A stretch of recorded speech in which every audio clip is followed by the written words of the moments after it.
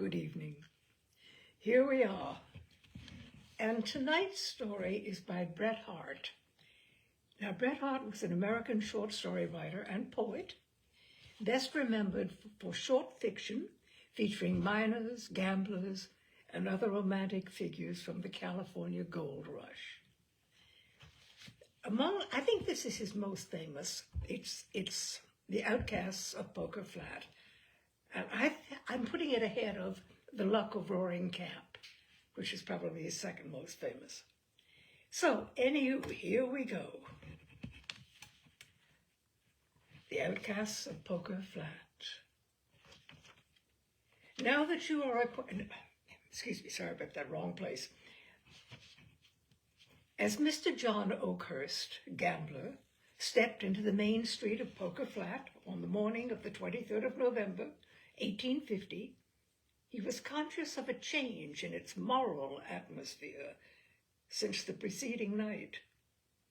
2 or 3 men conversing earnestly together ceased as he approached and exchanged significant glances.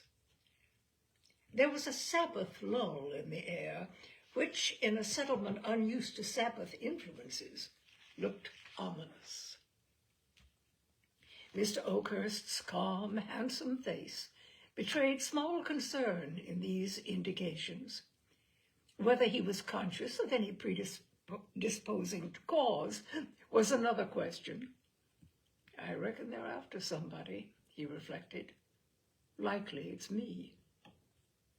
He returned to his pocket the handkerchief with which he had been whipping away the red dust of Poker Flat from his neat boots, and quietly discharged his mind of any further conjecture. In point of fact, Poker Flat was after somebody. It had lately suffered the loss of several $1,000s, 2 valuable horses, and a prominent citizen. It was experiencing a spasm of virtuous reaction, quite as lawless and ungovernable as any of the acts that had provoked it. A secret committee had determined to rid the town of all improper persons. This was done permanently in regard to 2 men who were then hanging from the boughs of a sycamore in the gulch, and temporarily in the banishment of certain other objectionable characters. I regret to say that some of these were ladies. It is but due to the sex, however, to state that their impropriety was professional, and it was only in such easily established standards of evil that Poker Flat ventured to sit in judgment. Mr. Oakhurst was right in supposing that he was included in this category. A few of the committee had urged hanging him as a possible example and a sure method of reimbursing themselves from his pockets of the sums he had won from them. "It's agin justice," said Jim Wheeler, "to let this here young man from Roaring Camp, an entire stranger, carry away our money." But a crude sentiment of equity residing in the breasts of those who had been fortunate enough to win from Mr. Oakhurst overruled this narrower local prejudice.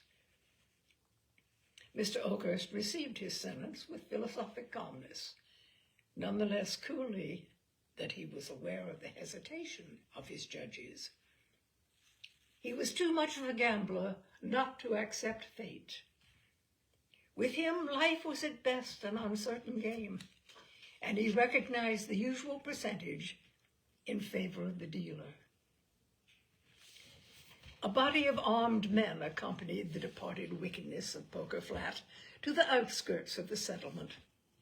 Besides Mr. Oakhurst, who was known to be a coolly desperate man, and for whose intimidation the armed escort was intended, the expatriated party consisted of a young woman familiarly known as the Duchess, another who had won the title of Mother Shipton, and Uncle Billy, a suspected sluice robber and confirmed drunkard.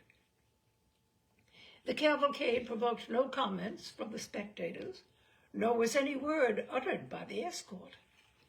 Only when the gulch, which marked the uttermost limit of Poker Flat, was reached, the leader spoke briefly and to the point. The exiles were forbidden to return at the peril of their lives. As the escort disappeared, their pent-up feelings found vent in a few hysterical tears from the Duchess, some bad language from Mother Shipton, and a Parthian volley of expletives from Uncle Billy. The philosophic Oakhurst alone remained silent.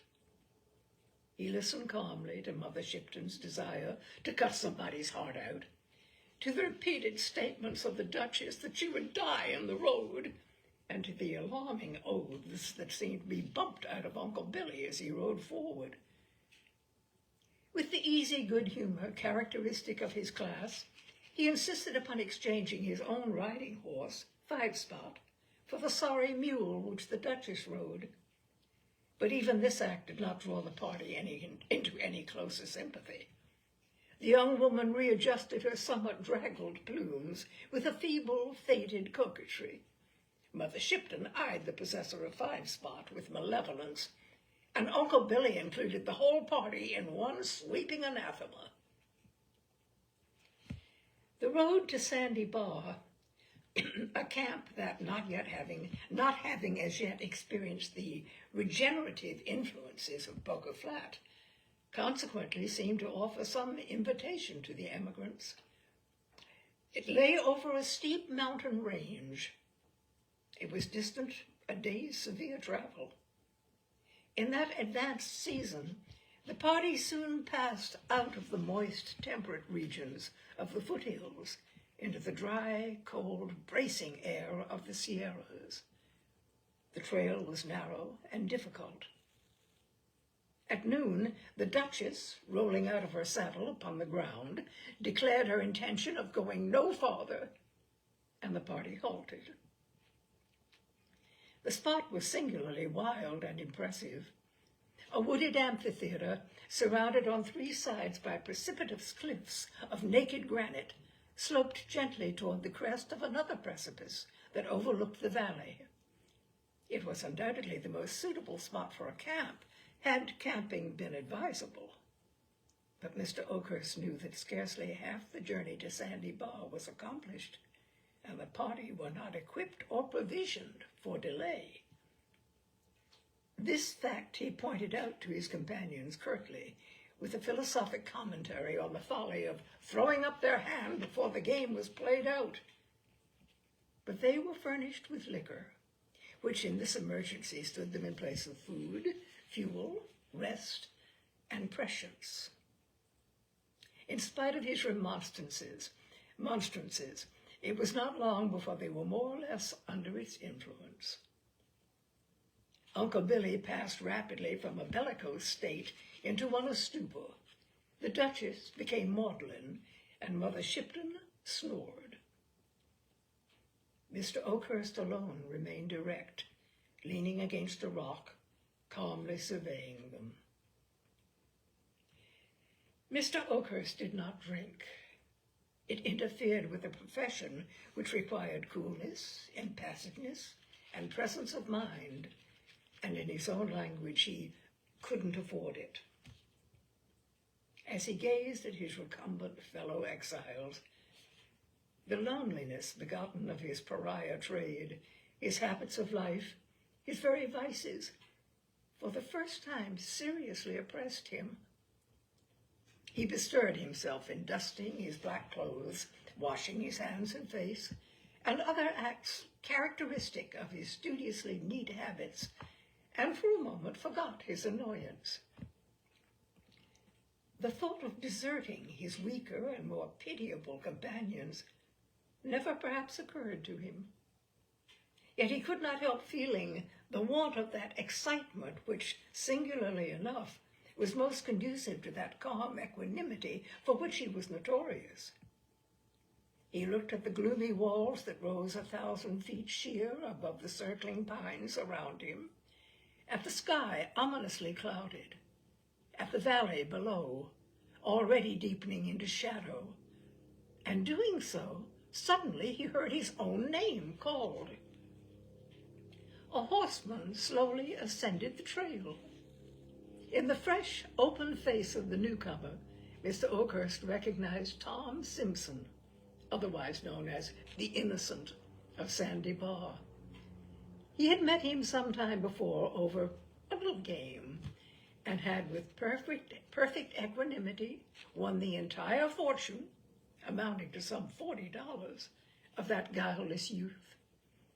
After the game was finished, Mr. Oakhurst drew the youthful speculator behind the door and thus addressed him. "Tommy, you're a good little man, but you can't gamble worth a cent. Don't try it over again." He then handed him his money back, pushed him gently from the room, and so made a devoted slave of Tom Simpson. There was a remembrance of this in his boyish and enthusiastic greeting of Mr. Oakhurst. He had started, he said, to go to Poker Flat to seek his fortune. Alone? No, not exactly alone.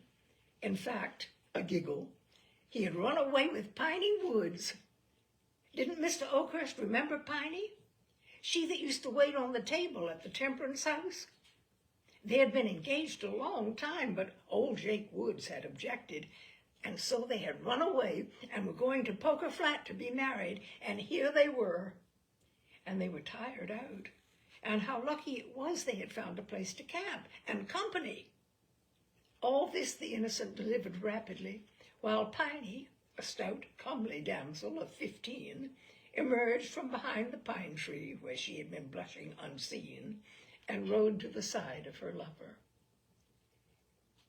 Mr. Oakhurst seldom troubled himself with sentiment, still less with propriety, but he had a vague idea that the situation was not fortunate.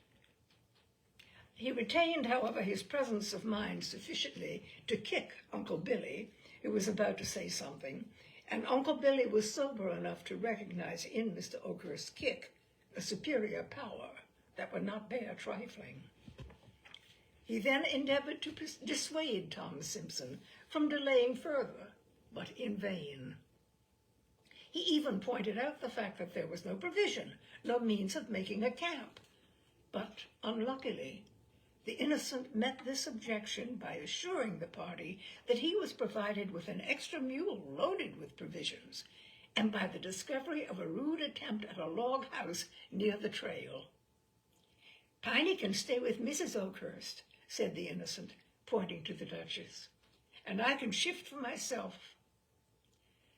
Nothing but Mr. Oakhurst's admonishing foot saved Uncle Billy from bursting into a roar of laughter. As it was, he felt compelled to retire up the canyon until he could recover his gravity. There he confided the joke to the tall pine trees, with many slaps of his leg, contortions of his face, and the usual profanity. But when he returned to the party, he found them seated by a fire, for the air had grown strangely chill and the sky overcast, in apparently amicable conversation.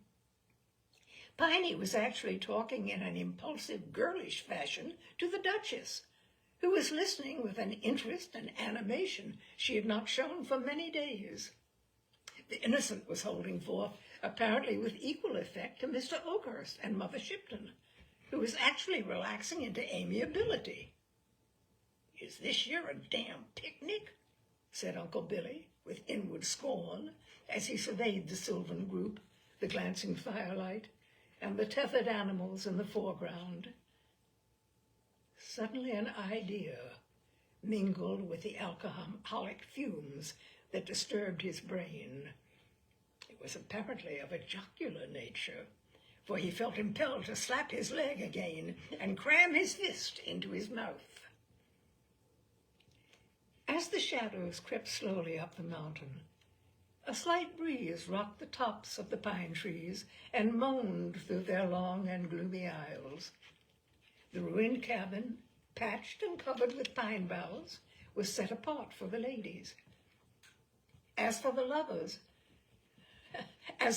parted, they unaffectedly exchanged a kiss so honest and sincere that it might have been heard above the swaying pines. The frail Duchess and the malevolent Mother Shipton were probably too stunned to remark upon this last evidence of simplicity, and so turned without a word to the hut. The fire was replenished, the men lay down before the door, and in a few minutes were asleep. Mr. Oakhurst was a light sleeper. Toward morning he awoke benumbed and cold. As he stirred the dying fire, the wind, which was now blowing strongly, brought to his cheek that which caused the blood to leave it: snow. He started to his feet with the intention of awakening the sleepers, for there was no time to lose. But turning to where Uncle Billy had been lying, he found him gone. A suspicion leaped to his brain and a curse to his lips. He ran to the spot where the mules had been tethered. They were no longer there. The tracks were already rapidly disappearing in the snow. The momentary excitement brought Mr. Oakhurst back to the fire with his usual calm. He did not waken the sleepers. The innocent slumbered peacefully with a smile on his good-humored, freckled face. The Virgin Piney slept beside her frailer sisters as sweetly as though attended by celestial guardians. And Mr. Oakhurst, drawing his blanket over his shoulders, stroked his mustaches and waited for the dawn. It came slowly, in a whirly mist of snowflakes that dazzled and confused the eye. What could be seen of the landscape appeared magically changed. He looked over the valley and summed up the present and future in 2 words: snowed in.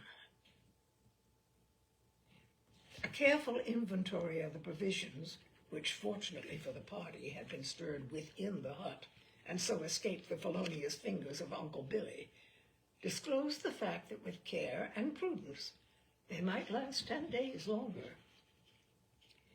"That is," said Mr. Oakhurst sotto voce to the innocent, "if you're willing to board us. If you ain't, and perhaps you'd better not, you can wait till Uncle Billy gets back with provisions." For some occult reason, Mr. Oakhurst could not bring himself to disclose Uncle Billy's rascality, and so offered the hypothesis that he had wandered from the camp and had accidentally stampeded the animals. He dropped a warning to the Duchess and Mother Shipton, who of course knew the facts of their associate's defection. "They'll find out the truth about us all when they find out anything," he added significantly, "and there's no good frightening them now." Tom Simpson not only put all his worldly store at the disposal of Mr. Oakhurst, but seemed to enjoy the prospect of their enforced seclusion. "We'll have a good camp for a week, and then the snow will melt, and we'll all go back to town together." The cheerful gaiety of the young man and Mr. Oakhurst's calm infected the others. The innocent, with the aid of pine boughs, extemporized a thatch for the roofless cabin, and the Duchess directed Piney in the rearrangement of the interior with a taste and tact that opened the blue eyes of that provincial maiden to their fullest extent. "I reckon now you're used to fine things at Poker Flat," said Piney. The Duchess turned away sharply to conceal something that reddened her cheeks through their professional tint. And Mother Shipton requested Piney not to chatter. But when Mr. Oakhurst returned from a weary search for the trail, he heard the sound of happy laughter echoing from the rocks. He stopped in some alarm, and his thoughts first naturally reverted to the whiskey which he had prudently cached. "And yet it don't somehow sound like whiskey," said the gambler. It was not until he caught sight of the blazing fire through the still blind storm and the group around it that he settled to the conviction that it was square fun. Whether Mr. Oakhurst had cached his cards with the whiskey as something debarred the free access of the community, I cannot say. It was certain that, in Mother Shipton's words, he didn't say cards once during that evening. Happily the time was beguiled by an accordion, produced somewhat ostentatiously by Tom Simpson from his pack. Notwithstanding some difficulties attending the manipulation of this instrument, Piney Woods managed to pluck several reluctant melodies from its keys to an accompaniment by the innocent on a pair of bone castanets. But the crowning festivity of the evening was reached in a rude camp-meeting hymn, which the lovers, joining hands, sang with great earnestness and vociferation. I fear that a certain defiant tone and Covenanters swing to the chorus rather than any devotional quality, caused it speedily to infect the others, who at last joined in the refrain, "I'm proud to live in the service of the Lord, and I'm proud to die in his army." The pines rocked, the storm eddied and whirled above the miserable group, and the flames of their altar leaped heavenward, as if in token of the vow. At midnight, the storm abated. The rolling clouds parted, and the stars glittered keenly above the sleeping camp. Mr. Oakhurst, whose professional habits had enabled him to live on the smallest possible amount of sleep, in dividing the watch with Tom Simpson, somehow managed to take upon himself the greater part of that duty. He excused himself to the innocent by saying that he had often been a week without sleep. "Doing what?" asked Tom. "Poker," replied Oakhurst sententiously. "When a man gets a streak of luck, he don't get tired. The luck gives in first." "Luck," continued the gambler reflectively, "is a mighty queer thing. All you know about it for certain is that it's bound to change, and it's finding out when it's going to change that makes you. We've had a streak of bad luck since we left Poker Flat. You come along and slap, you get into it too. If you can hold your cards right along, you're all right. For," added the gambler with cheerful irrelevance, "I'm bound to live in the service of the Lord, and I'm bound to die in his army." The third day came, and the sun, looking through the white-curtained valley, saw the outcasts dividing their slowly decreasing store of provisions for the morning meal. It was one of the peculiarities of that mountain climate that its rays diffused a kindly warmth over the wintry landscape, as if in regretful commiseration of the past, but it revealed drift on drift of snow piled high around the hut, a hopeless, uncharted, trackless sea of white, lying below the rocky shores to which the castaways still clung. Through the marvelously clear air, the smoke of the pastoral village of Poker Flat rose miles away. Mother Shipton saw it, and from a remote pinnacle of her rocky fastness hurled in that direction a final malediction. It was her last vituperative attempt, and perhaps for that reason was invested with a certain degree of sublimity. It did her good, she privately informed the Duchess. "Just you go out there and cuss and see." She then set herself to the task of amusing the child, as she and the Duchess were pleased to call Piney. Piney was no chicken, but it was a soothing and original theory of the pair thus to account for the fact that she didn't swear and wasn't improper. When night crept up again through the gorges, the reedy notes of the accordion rose and fell in fitful spasms and long-drawn gasps by the flickering campfire. But music failed to fill entirely the aching void left by insufficient food, and a new diversion was proposed by Piney, storytelling. Neither Mr. Oakhurst nor his female companions caring to relate their personal experiences, this plan would have failed too, but for the innocent. Some months before, he had chanced upon a stray copy of Mr. Pope's ingenious translation of the Iliad.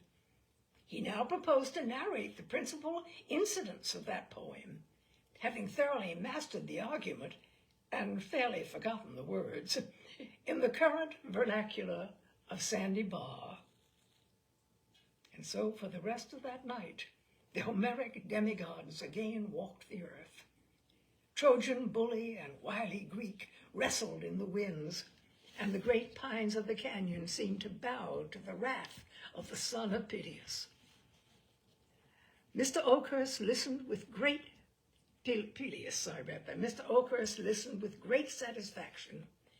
Most especially was he interested in the fate of Achilles, as the innocent persisted in denominating the swift-footed Achilles. So with small food and much of Homer and the accordion, a week passed over the heads of the outcasts. The sun again forsook them, and again from leaden skies the snowflakes were sifted over the land. Day by day, closer around them drew the snowy circle, until at last they looked from their prison over drifted walls of dazzling white that towered 20 feet above their heads.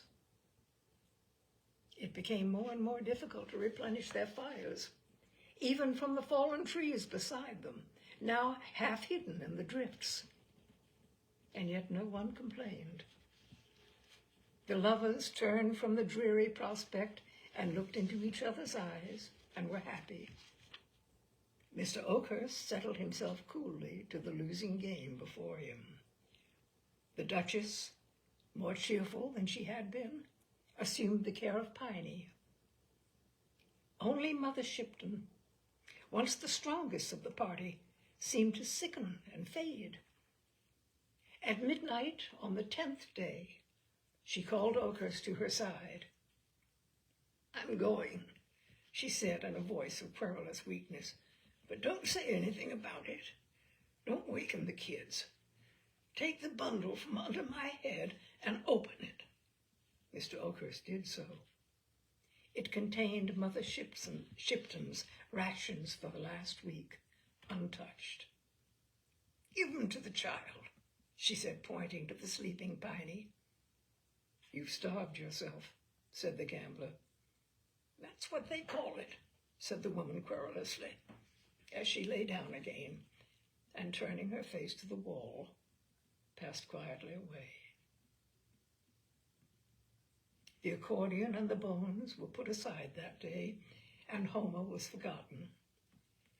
When the body of Mother Shipton had been committed to the snow, Mr. Oakhurst took the innocent aside and showed him a pair of snowshoes, which he had fastened from the old pack saddle.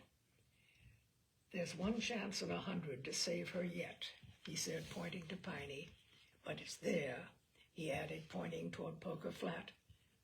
"If you can reach there in 2 days, she's safe."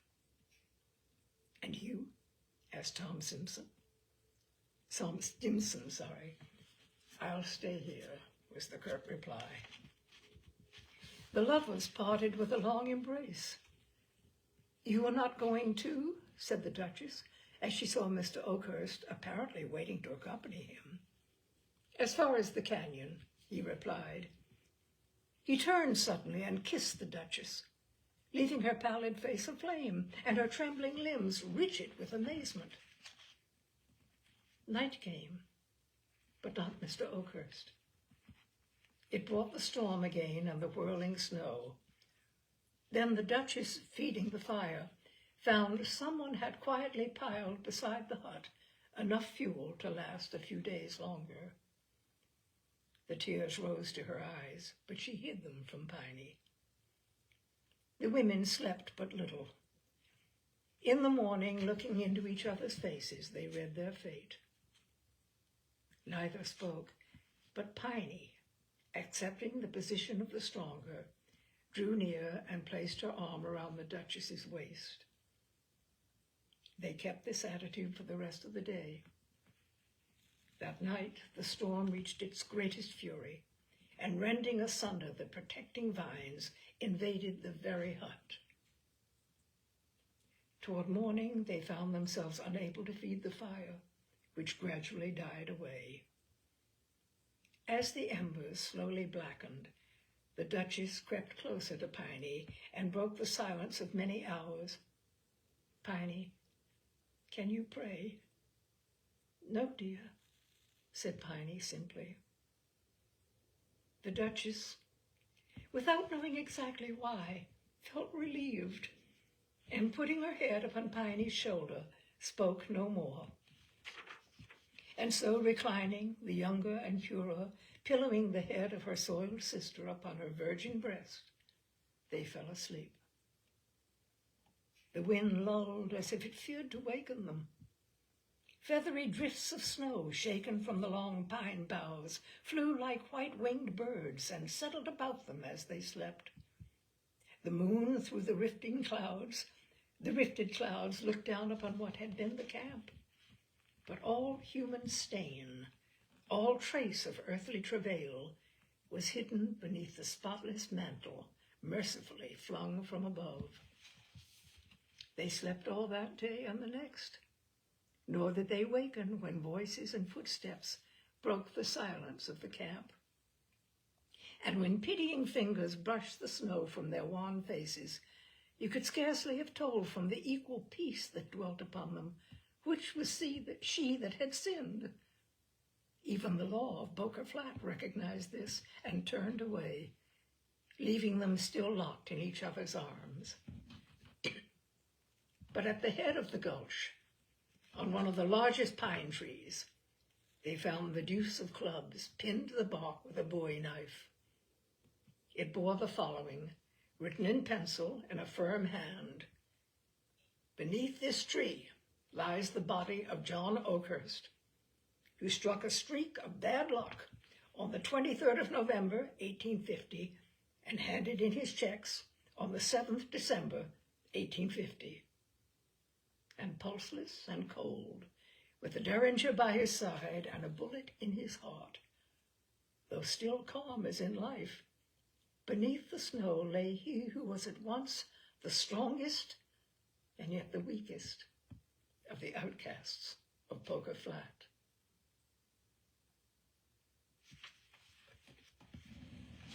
Oh, it is quite a story. That is it, my dears. I hope you've enjoyed it. I think it's an extraordinary story. As I said, I think it's